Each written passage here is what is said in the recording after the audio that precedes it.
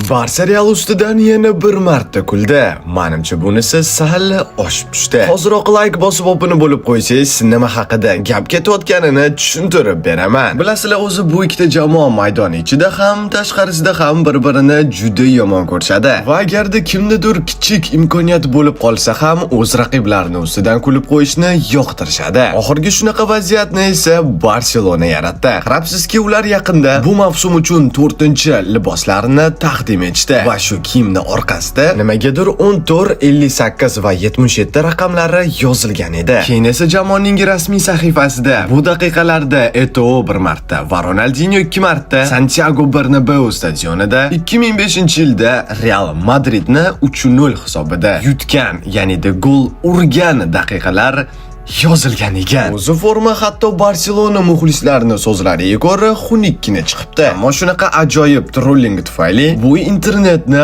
portlatdi. Xo'sh, sizningcha bunaqa kiyimdan yodganda bitta olgan bo'larmidingiz?